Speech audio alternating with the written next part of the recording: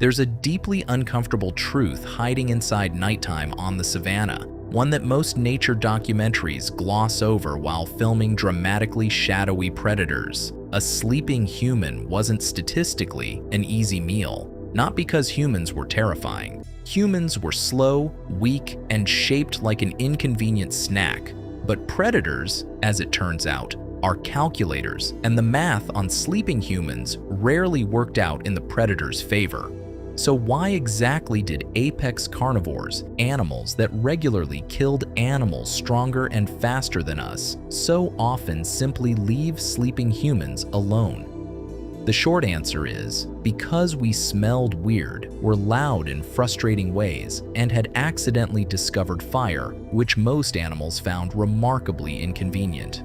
Let's start with the obvious objection. Predators absolutely did hunt humans. Archaeological evidence, tooth marks on bone, remains found inside predator dens, confirms that nighttime predation was real, not mythological. But the pattern researchers actually see is something different from random slaughter. It's selective, cautious, and often avoidance masquerading as hunting opportunity. Before we go further, subscribe to Past Point because the next part involves something you probably never thought about: what early humans smelled like and why that mattered.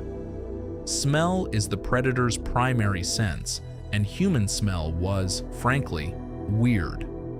A group of humans living together, eating meat, cooking fires, sweating in the heat, created a chemical signature so unfamiliar that predators processing it weren't thinking dinner.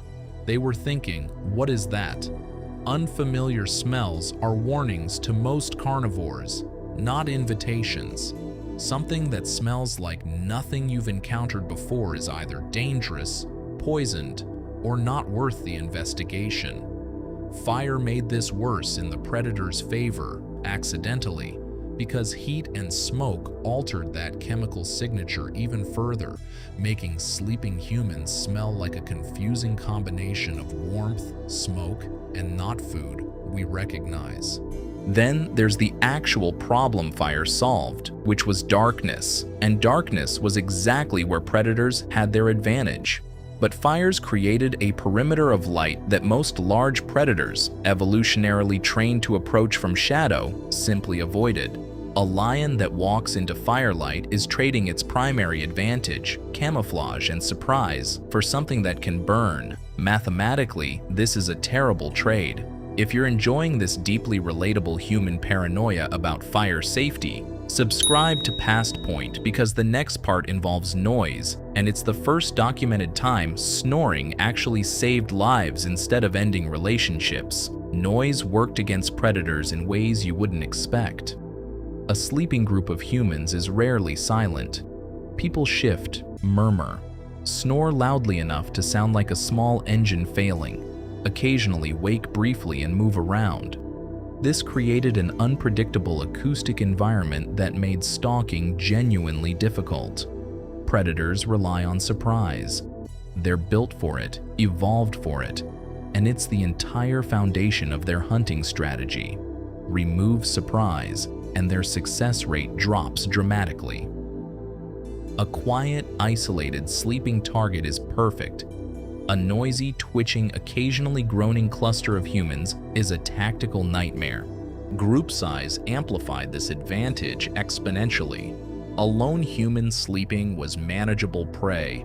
10 or 20 humans clustered together represented an entirely different calculation. Getting injured while hunting an isolated target is usually survivable. Getting injured while trying to attack a group of surprised, armed, potentially coordinated humans was significantly more likely to be fatal.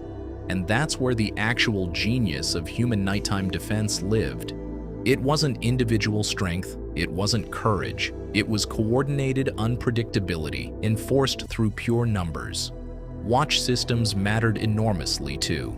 Archaeological and ethnographic evidence both suggest that sleeping arrangements were deliberate, with some members of the group remaining at least partially alert through the night. Rotating shifts like an ancient security detail nobody signed up for, but everybody understood was mandatory. Someone awake means surprise is impossible. Someone awake means a predator sizing up the group is looking at a population that knows it's being watched. That changes the calculus entirely. A hunt that begins with your target already aware is a hunt that rarely succeeds.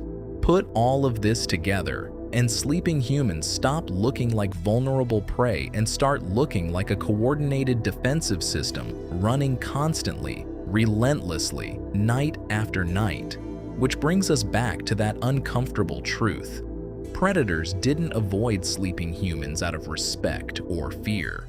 They avoided them because the cost of trying frequently exceeded the benefit. A dead lion is a dead lion, and even a survivable wound meant missed hunts, reduced mobility, and wasted energy. Evolution doesn't reward unnecessary risk for average-sized meals. Predators learned over countless generations that clusters of humans with fire, smell, noise, and rotating vigilance were more trouble than a single isolated human, and infinitely more trouble than an ungulate herd, which could be actually killed. If this changed the way you think about ancient human vulnerability, subscribe to Past Point. Somewhere in your evolutionary ancestry is someone who slept soundly while predators prowled nearby, protected by nothing but fire, coordination, and the simple, devastating mathematics of risk assessment.